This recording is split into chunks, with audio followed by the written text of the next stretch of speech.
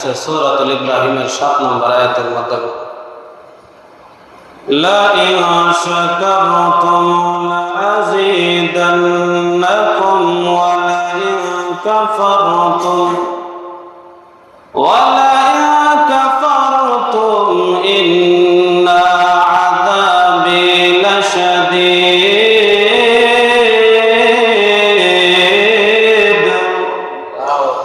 আল্লাহ রাব্বুল আলামিন বললেন, হে আমার বান্দারা শুনিয়া নাও, তোমরা যদি আমি আল্লাহর নিয়ামত পাওয়ার পরে শুকরিয়া আদায় করো, আমি আল্লাহ তাআলা তোমাদেরকে বহু গুণে নিয়ামত বাড়ায়া দেই। তার জন্য আমরা সব সময় কার শুকরিয়া আদায় করতে হবে? কতক্ষণ কার? আল্লাহ। যারা মানুষের শুকরিয়া আদায় করতে পারে না, তারা মহান রব্বুল আলামিনের শুকরিয়া আদায় করতে পারে না। বলে ওজন মানুষের শুকরিয়া কিভাবে আদায় করে? আপনাকে একজন মানুষ উপকার করছে, উপকার করার পরে আপনি অত্যন্ত পক্ষে তার ধন্যবাদ দেওয়ার দরকার। আউযু বিল্লাহি মিনাশ শাইতানির রাজীম। বিসমিল্লাহির রাহমানির রাহিম।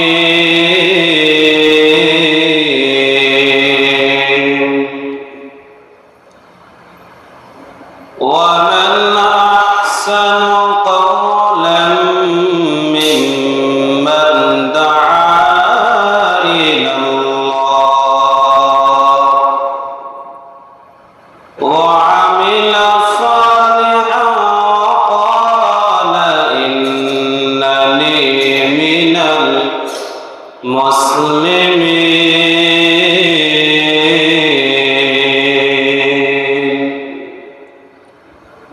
وقال رسول الله صلى الله عليه وسلم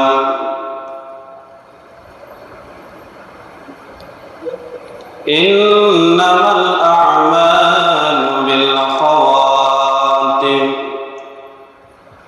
أو كما قال عليه الصلاة والسلام. صدق الله العظيم وصدق رسوله النبي الكريم ونحن على ذلك لمن الشاهدين والشاكرين والذاكرين والحمد لله رب العالمين.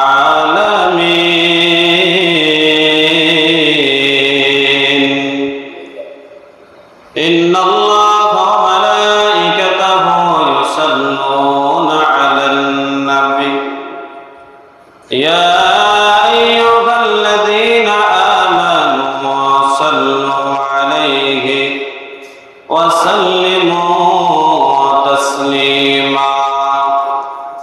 اللهم صل على محمد وعلى آل محمد كما صليت على إبراهيم وعلى آل إبراهيم إنك حميد مجيد.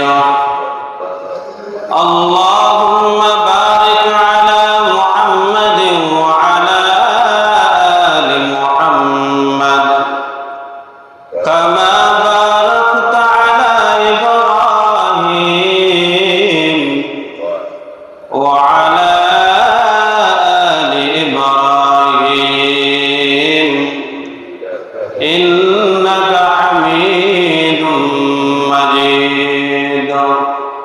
اللهم صل وسلم وبارك عليه.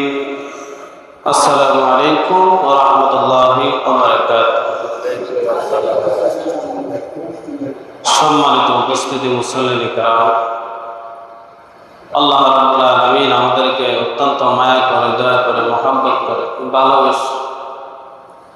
আল্লাহ তাআলার ঘরে আসার এবং বসার তৌফিক দিয়েছেন, তাই আমরা অন্তঃস্থল থেকে মহব্বতে জোরে সোরে বলি আলহামদুলিল্লাহ।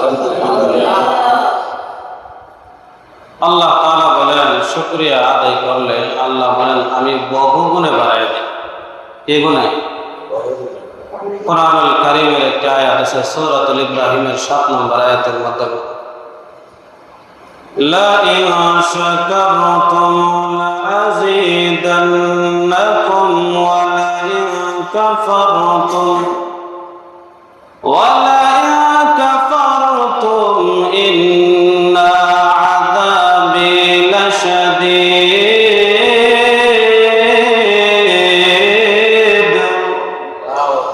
আল্লাহ রাব্বুল আলামিন বললেন, হে আমার বান্দারা শুনিয়া নাও, তোমরা যদি আমি আল্লাহর নিয়ামত পাওয়ার পরে শুকরিয়া আদায় করো, আমি আল্লাহ তাআলা তোমাদেরকে বহু গুণে নিয়ামত বাড়ায়া দেই। তার জন্য আমরা সব সময় কার শুকরিয়া আদায় করতে হবে? কতক্ষণ কার? আল্লাহ। যারা মানুষের শুকরিয়া আদায় করতে পারে না, তারা মহান রব্বুল আলামিনের শুকরিয়া আদায় করতে পারে না। বলে ওজন মানুষের শুকরিয়া কিভাবে আদায় করে? আপনাকে একজন মানুষ উপকার করছে, উপকার করার পরে আপনি অত্যন্ত পক্ষে তার ধন্যবাদ দেওয়ার দরকার। কে দেওয়ার দরকার? ধন্যবাদ দেওয়ার দরকার। যদি এতটুকু না পারেন, ইসলামে শিক্ষা দিয়েছে জাযাকাল্লাহু খাইরান, অন্তত পক্ষে তার এই শব্দটা বলেও তার ধন্যবাদ দেওয়ার দরকার। ঠিক না? এটা হলো মানুষের শুকরিয়া। এটা কার শুকরিয়া? মানুষ মানুষের প্রতি দয়া করলে, ইহসান করলে, আপদ বিপদের দিকে তাকাইলে তার প্রতি আপনার কৃতজ্ঞতা থাকতে হবে, তার প্রতি আপনার শুকরিয়া আদায় করতে হবে। মহান রব্বুল আলামিন বললেন, বান্দারে পৃথিবী থেকে আসার আগ পর্যন্ত আমি আল্লাহ মৃত্যু পর্যন্ত ওই জমিনের মধ্যে আমি তোর সব কিছু দিয়ে রাখলাম। তার জন্য তোমরা যদি ওই নিয়ামত শুকরিয়া যদি আদায় করতে থাকো কিয়ামত পর্যন্ত, সমস্ত পৃথিবীর গাছ যদি কলম বানাইয়া, গাছের পাতা যদি কাঁটা বানাইয়া ওইখানের মধ্যে যদি শুকরিয়া আদায় করতেই থাকো, লেখতেই থাকো, আল্লাহ বলেন কিয়ামত পর্যন্ত বিন্দু পরিমাণ শুকরিয়া আদায় হবে না। কি হবে না? শুকরিয়া আদায় হবে না। কারণ হলো আমার আল্লাহ কত নিয়ামত আমাদেরকে দিয়েছেন। মুফাসসিরিন কেরাম বলেন, আমাদেরকে 3.5 হাত বডির মধ্যে এমন এমন জিনিস আমার আল্লাহ দান করে দিয়েছেন, অঙ্গ প্রত্যঙ্গ দান করে দিয়েছেন, যা কিনতে গেলে কোটি টাকার উপরে দরকার। ঠিক না? একটা হাতের মূল্য পৃথিবীর কেউ দিতে পারবে না, একটা চোখের মূল্য পৃথিবীর কেউ দিতে পারবে না, মাথার দাম পৃথিবীর কেউ দিতে পারবে না, একটা পায়ের মূল্য কেউ দিতে পারবে না। একটা পা যদি ভেঙে যায়, ওইটা আবার স্বাভাবিক যেইভাবে ছিল এইভাবে পৃথিবীর কোনো ডাক্তারে ঠিক করতে পারে না। ঠিক না? আল্লাহ যেইভাবে দে, ডাক্তার যতই চিকিৎসা করুক না কেন, ডাক্তার কইলে যে সতর্কভাবে কাজ করো। ঠিক না? কিভাবে? আমার আল্লাহ বলেন, বান্দারে এত এত নিয়ামত আমি আল্লাহ তোরে দান করেছিলাম, আমি তোকে সতর্ক বলে নাই। দুনিয়ার যত কাজ আছে সব করবি, কিন্তু হালাল কাজ করতে পারবি, কিন্তু আমি এতটুকু সতর্ক করে দিয়েছি, পৃথিবীর জমিনে অঙ্গ প্রত্যঙ্গ দ্বারা, অন্তর দ্বারা তোমরা গুনাহের কাজ করিও না। কিসের কাজ? এটা হলো আল্লাহর বাধা। এটা কি? আল্লাহ নিষেধ করে দিয়েছেন। অদ্ভুত থেকে আমার আল্লাহ থেকে বোঝা গেল আল্লাহ রাব্বুল আলামিন মহান। আল্লাহ রাব্বুল আলামিনের সব সময় শুকরিয়া আদায় করার দরকার। কি করার দরকার? শুকরিয়া। যে অবস্থায় থাকেন না কেন, অনেকরা আছে জিজ্ঞাসা করলে ভাই কেমন আছেন, তেমন ভালো না। আচ্ছা, এই কথাটা কইছে যেইভাবেই থাকেন সর্বপ্রথম কে করতে হইব? আলহামদুলিল্লাহ। কি বলতে হইব? আলহামদুলিল্লাহ। কিয়ামতের ময়দানে একটি হাদিসের মধ্যে দেখলাম, সর্বপ্রথম যারা জান্নাতের দিকে যাবে আল্লাহ রাব্বুল আলামিন তাদেরকে ডাক দিবেন, ডাক দেয়া বলবেন, আসো যারা সুখ দুঃখের সময়, কষ্টের সময়, বেদনাদায়ক সময়, যারা সুখের সময় আলহামদুলিল্লাহ বলছো, দুঃখের সময় আলহামদুলিল্লাহ বলছো, আমি আল্লাহ রাব্বুল আলামিন ঘোষণা দিয়ে দিলাম তোমরা সবার আগে জান্নাতে প্রবেশ করো। কারণ সুখে দুঃখের সময় শুকরিয়া আদায় করেছেন কার?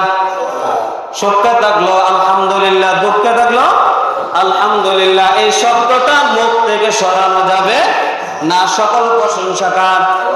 আল্লাহ। তার জন্য আজকে থেকে নিয়ত করবেন, শরীর ভালো না, মন ভালো না, এই কথা বলার আগে আলহামদুলিল্লাহ জবান থেকে বার করতে হবে। কি বার করতে? আলহামদুলিল্লাহ। আল্লাহ যেভাবে রাখছে আলহামদুলিল্লাহ। আমার বয়সের কত মানুষ কবরস্থানে শুয়ে আছে, ঠিক না? আমার বয়সের কত মানুষ হসপিটালের বেডে শুয়ে রয়েছে। আমার বয়সের আমার নাতি, আমার ছেলে কত মারা গেছে, কিন্তু আমার আল্লাহ বাঁচায় রাখছে। এটার দিকে তাকাইলে তো আলহামদুলিল্লাহ মুখ দিয়ে আমার কথা, ঠিক না? তাহলে গত সপ্তাহ 10টা আযানের ফজিলত বলছিলাম। কয়টা? 10টা বলছিলাম। 11 নম্বর ফজিলত হলো একা থাকলে যারা বাড়ি ঘরের ভিতরে, রাস্তাঘাটে অথবা কোনো জমিনের মধ্যে গেছেন, কোনো আওয়ারের মধ্যে গেছেন, বিভিন্ন অঞ্চলে গেছেন, পাহাড় অঞ্চলে গেছেন, আজানের সময় হয়ে গেছে, নিজে নিজে আজান দিয়ে নামাজ পড়বেন। কি দিয়া? নিজে নিজে আজান দিয়া। রাসূল কারীম সাল্লাল্লাহু আলাইহি ওয়াসাল্লাম বলেন নিজে নিজে আজান দিলে কি হবে? বলে নিজে নিজে আজান দিলে এটা হলো বড় সওয়াবের কাজ। আর যদি আজান দিয়ে নামাজ পড়তে পারেন আর আপনার নামাজের ইকামত দিবেন, ইকামত দেওয়ার পরে কোনো মানুষ আপনার নামাজে অংশগ্রহণ করে, তাহলে জামাতের সওয়াব আপনি পেয়ে গেলেন। কিসের সওয়াব? জামাতের সওয়াব। জামাতে নামাজ পড়লে 25 থেকে 27 গুণ সওয়াব। যারা পড়েন না খেয়াল করেন, জামাতে যারা পড়ে তারা কয় গুণ সওয়াব পায়? 25 থেকে 27 গুণ সওয়াব। আর যারা পড়ে নামাজ পড়ে তারা 1 গুণ। কয় গুণ?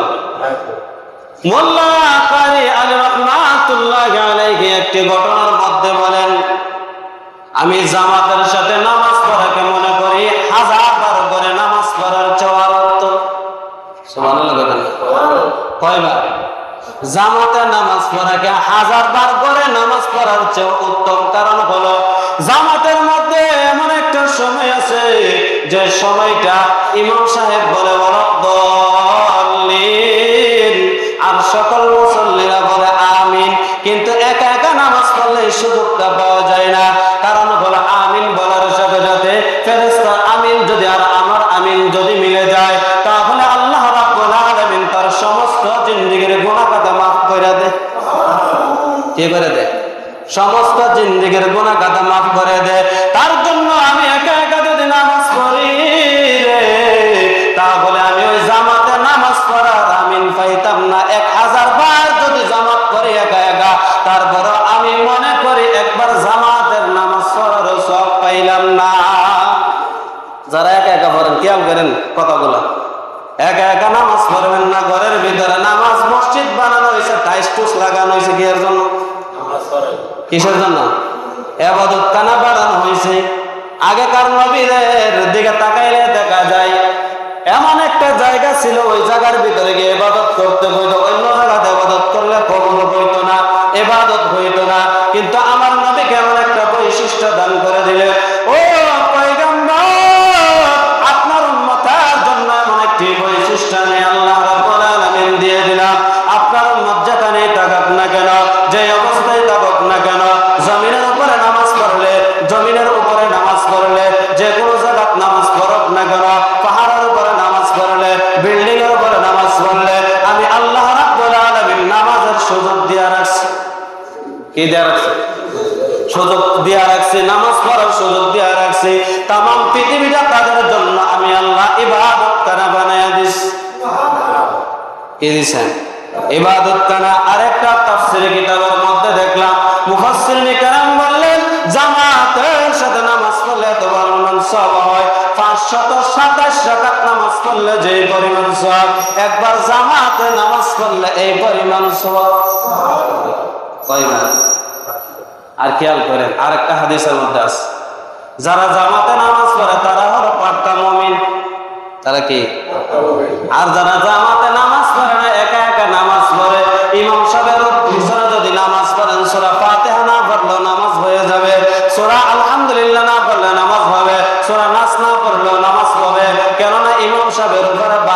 পাইছেন? কারণ নাই। ইমাম সাহেবের উপর আর একা একা দেন নামাজ পড়েন, আলহামদুলিল্লাহ 40টা ভুল আছে। কয়টা ভুল? 40টা দেন ভুল আছে, আপনার নামাজ হয়েছে নি? কথা বল না। হ্যাঁ, আপনি যদি একজনের কাজ করেন আর গিয়া সাথে এই খালি ভুল করেন, নিবেটার কাজ নিব আপনারে, কথা বল না, নিব। আর আপনি আল্লাহর দ্বারা দাঁড়ায় এখন আল্লাহ মাফ করবো, অসুবিধা নেই। হুজুর কেউ নামাজ পড়েননি, নামাজ যা আছে তা দিয়ে ভরি, আল্লাহ ভরসা। কার উপরে ভরসা দিছে? এরকম ভরসা দেই না আসেনি? হ্যাঁ, ভরসা দিছে কার উপরে? কিন্তু আমাদের শিকার কোনো চেষ্টাই নাই, শিকার কোনো কি নাই।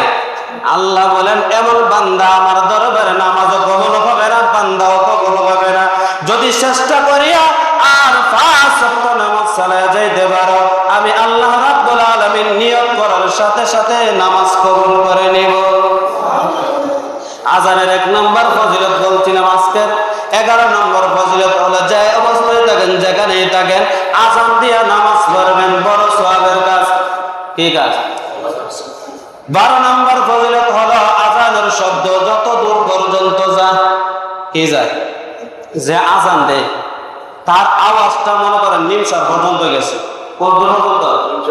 নিমসার পর্যন্ত গেছে। যাওয়া পর্যন্ত এই কানের ভিতরে যা কিছু আছে, মানুষ বলেন, গরু বলেন, ছাগল বলেন, শুকনা বলেন, ভিজা বলেন, যা কিছু শুনছে কিয়ামতের ময়দানে তার পক্ষে সাক্ষী দিবে, তার পক্ষে কি করবো। আর আমরা যারা আজান দেই না, আমাদের বিরুদ্ধে না সাক্ষী, পক্ষে কোনো সাক্ষী হইতেন না। আমাদের বিরুদ্ধে কি সাক্ষী, পক্ষে কোনো সাক্ষী হওয়া যাবে না।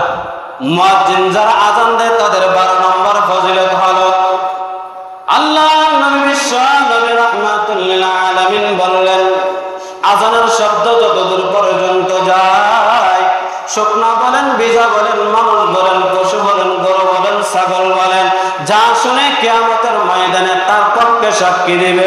আল্লাহ সে দুনিয়ার জমিনে আজান দিয়েছিল, আমাদের কানে পৌঁছে গেছে, আল্লাহ তারে মাফ করে দেন। সুবহানাল্লাহ। আজান দেওয়ার দরকার আছে নি? সবাই বলেন আজান দেওয়ার দরকার আছে নি? তো দিবেন তো ইনশাআল্লাহ? কথা বলেন, দিবেন তো ইনশাআল্লাহ? 13 নম্বর, আজানের পর যারা দোয়া করবে, ওসিলার দোয়া। কিসের দোয়া? নবীজির শাফায়াত পাবে যারা দোয়া করবে। আল্লাহর নবী বলেন, যারা আযানের পরে দোয়া করবে, আল্লাহুম্মা রাব্ব হাযিহি দা'i দোয়া করবে এবং নবীর জন্য, ওসিলার জন্য দোয়া করবে, আল্লাহ রাব্বুল আলামিন এই উম্মতরে কিয়ামতের ময়দানে ওসিলা করে maaf করে দিবে। সুবহানাল্লাহ। নবীর শাফায়াত যারা পাইছে এরা কি জাহান্নামে যাইবে? না, কই যাইবা? রাসূলের সাথে কই যাইবা? জান্নাতের ভিতরে। 14 নম্বর, আযান শুনে উত্তর দেওয়া ঈমানের একটা পরীক্ষা, ঈমানের একটা নিদর্শন। আযান শুনে কি দিতে হইবা? উত্তর। আযান শুনে কি দিতে হইবা? কথাটা কয়েন আপনারা। আযান শুনে উত্তর দিবেন, মহিলা হোক পুরুষ হোক, তারা উত্তর দিবেন। উত্তর দেওয়া হলে একটা ঈমানের একটা নিদর্শন, ঈমানের একটা শাখা। আর ঈমানের যারা আযানের উত্তর দিবে তারাই হলো প্রকৃত মুমিন আর মুসলমান। বলেন সুবহানাল্লাহ। তাহলে আযানের উত্তর দেওয়ার দরকার আছে নি? যেখানেই থাকেন আযানের শব্দ যদি কানের মধ্যে যার সাথে সাথে উত্তর দিয়ে দিবেন, সাথে সাথে কি যত ব্যস্ততায় থাকেন তারপরে হলো আযানের জবাবটুকু দিয়ে দিবেন। আল্লাহ যেন কবুল করুন, সকলে বলে আমিন। 15 নম্বর, মুয়াজ্জিন হলো আমানতদার। মুয়াজ্জিন কি? আমানতদার। বলে আমানতদের কিভাবে?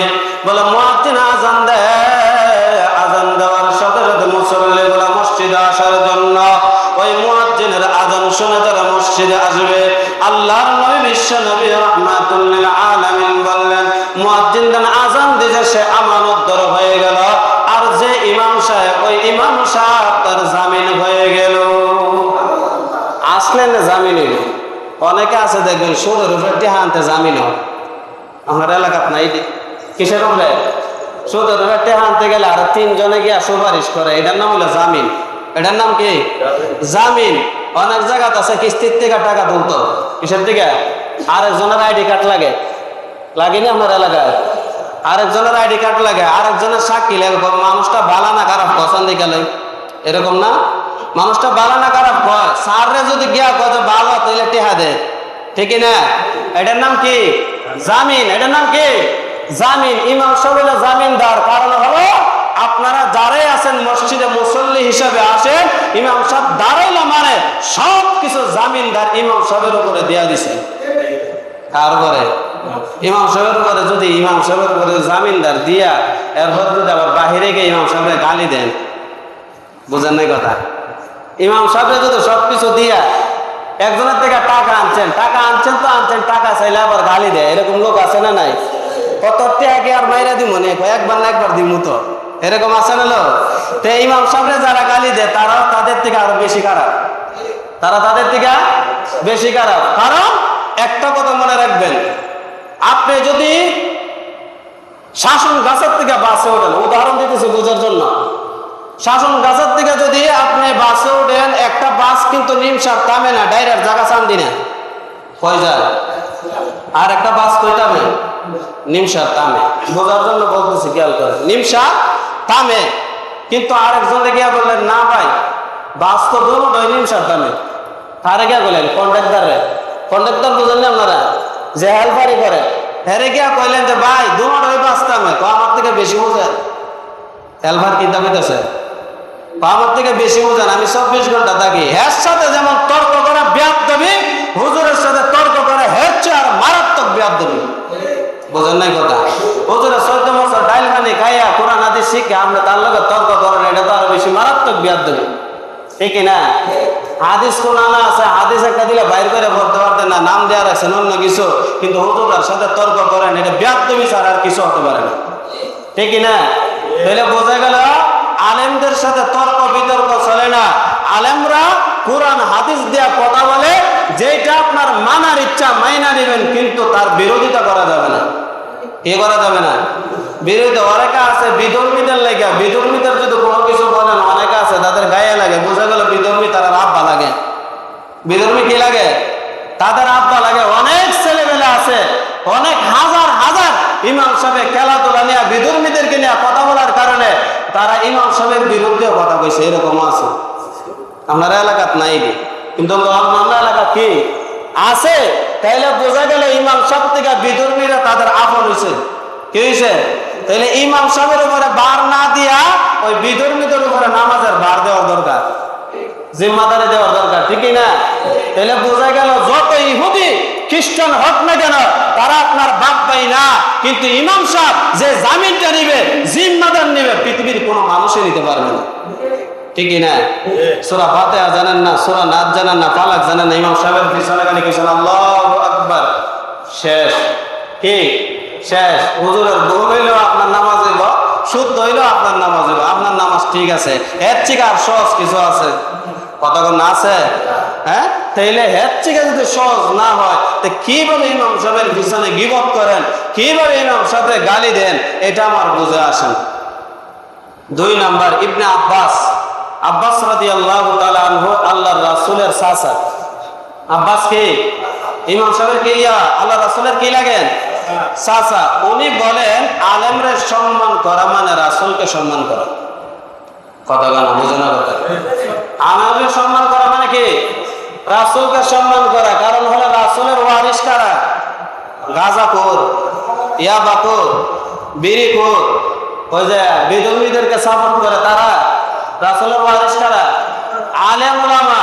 তাদেরকে সাপোর্ট করলে রাসূলকে সাপোর্ট করা হবে, তাদেরকে মানলে রাসূলকে মানা হবে, তাদেরকে ইমাম মানলে রাসূলকে ইমাম মানা হবে। কারণ হলো তারা হলো রাসূলের উত্তরসূরি। তারা কি? কোন খারাপ মানুষ হয়ে গেছে যে তারা ফলো করো, আমার উত্তরসূরি হয়ে গেছে? কি বলছে? ইন্নাল উলামা ওয়ারাসাতুল আম্বিয়া, নিশ্চয় অবশ্যই উলামায়ে কেরাম হলো আমার উত্তরসূরি। কার? নবীগণের উত্তরসূরিকে আলেমগণ। তাহলে বোঝা গেল আলেমরে গালি দেওয়া মানে রাসূলরে গালি দেওয়া, আলেমরে মহব্বত করা মানে রাসূলরে মহব্বত করা। অনেকে এই বিষয়টা বোঝাইতেই পারে না, অনেকে বুঝতেই চায় না আলেম কাকে বলে, এটা অনেকের মাথায় ঢুকেই। তাহলে 16 নম্বর, কয় নম্বর? মুয়াজ্জিনের জন্য সুসংবাদ রয়েছে। মুয়াজ্জিনের জন্য কি রয়েছে? সুসংবাদ রয়েছে। বলে কি সুসংবাদ? বলে মুয়াজ্জিনের জন্য জাহান্নামে যদি তার নামটাও থাকে, আল্লাহ রাব্বুল আলামিন কাইটটা তার নামটা জান্নাতে যুক্ত করে দেয়। কার জন্য? সবাই বললা কার জন্য? মুয়াজ্জিন যে আজান দেয় 5 ওয়াক্ত, তার কি নামটা যদি জাহান্নামের কাতায় থাকে, ওই নামটা জাহান্নাম থেকে কাইটা জান্নাতের কাতার মধ্যে তুইলা দেয়। সুবহানাল্লাহ, কত ফজিলত। 17 নম্বর, মুয়াজ্জিনের জন্য আল্লাহ এবং আল্লাহর রাসূল এবং ফেরেশতারা কিয়ামত পর্যন্ত দোয়া করতেই থাকবে।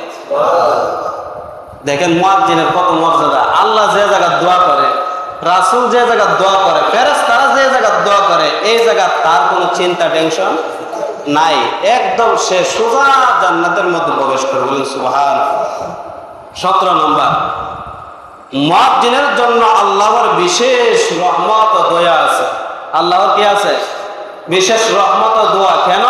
বলে সে মানুষদেরকে মসজিদে ডাকতেছে, আল্লাহর দিকে ডাকতেছে, তার জন্য আল্লাহ এবং রাসূলের বিশেষভাবে তার উপরে দোয়া থাকে। বলে সুবহানাল্লাহ।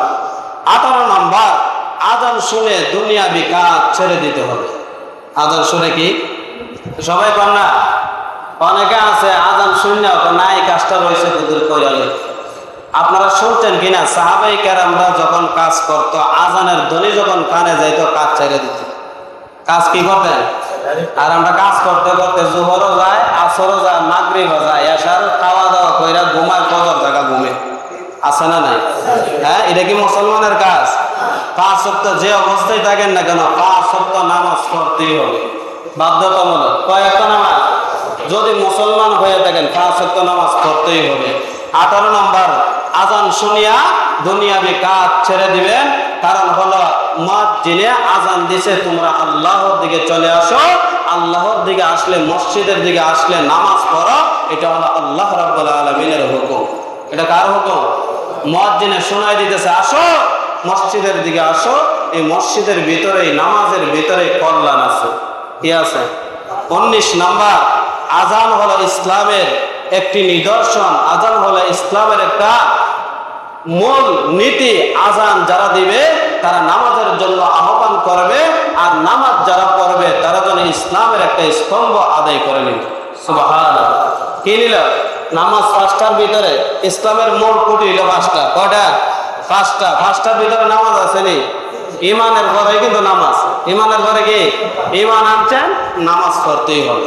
ইমান আনছেন, কি করতে হবে?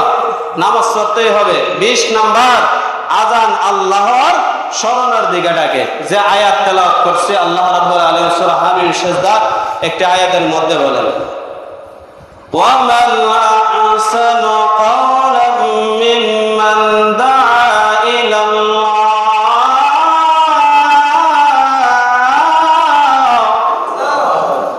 ওয়া আমিলা সালিহান ওয়া ক্বালা ইন্নানি মিনাল মুসলিমিন।